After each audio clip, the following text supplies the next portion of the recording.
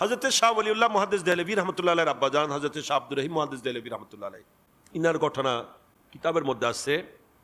উনি নিজে বর্ণনা করতেছেন যে আমি এগুলাকে এখন এই নতুন বেদাত বলতেছে মিলাদুন্নবীকে না, যার বেদাত মানে নতুন বলতেছে, যে বেদাত মানে কি, মানে কি নতুন হামিন পুরন হাম নো।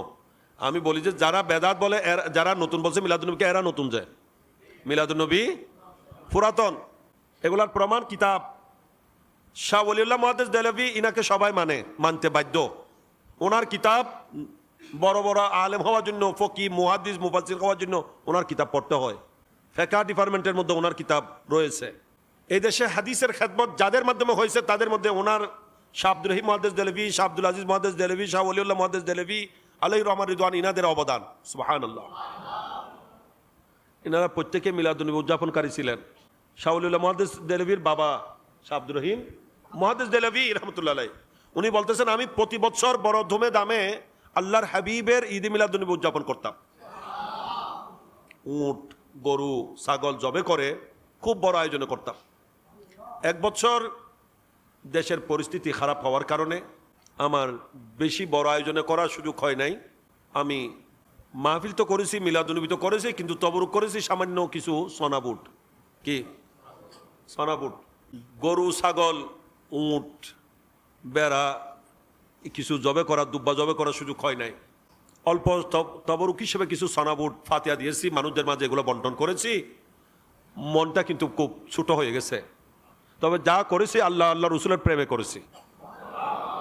তো মনে দুঃখ, মন ছোট, এই জন্য যে প্রতি বছর তো বড় আয়োজন করতে পারি, এবার তো বেশি বড় আয়োজন করার সুযোগ হয় নাই, মাত্র অল্প করেছি, সামান্য সোনাবুট ফাতিহা দিয়েছি, মানুষকে দিয়েছি, বন্টন করেছি।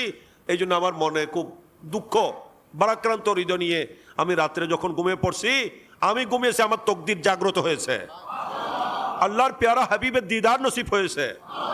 আমি আল্লাহর নবীকে দেখতে পাচ্ছি, আল্লাহর নবী সাহাবায়ে কেরামকে নিয়ে বসে আছেন, এবং নবীর সামনে আমি যেই সোনাবুট ফাতিহা দিয়েছিলাম মিলাদুন্নবী তবরুক হিসেবে, সেগুলো দেখতেছি নবীর সামনে, নবীর সামনে হাজির। আল্লাহ নবী সেখান থেকে নিজেও খাচ্ছেন, সাহাবায়ে কেরামকেও দিচ্ছেন। আল্লাহু আকবার, ইয়া রাসূলুল্লাহ সাল্লাল্লাহু আলাইহি ওয়াসাল্লাম। জিন্দাবাদ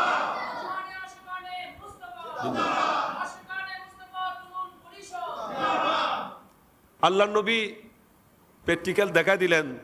শাহ আব্দুর রহিম মুহাদ্দিস দেহলভীকে বললেন যে এটা তোমার চিন্তিত হওয়ার দরকার নাই, প্রেশার হওয়ার দরকার নাই, তুমি যা করেছো আমার প্রেমে করেছো, ইখলাসের সাথে করেছো, আমি নবী সেটা কবুল করেছি, আমি নিজেও খাচ্ছি, আমি এটাকে গ্রহণ করেছি, এটা আমার দরবারে তোমার ফাতিহা তোমার নায়াজ পৌঁছেছে। সুবহানাল্লাহ।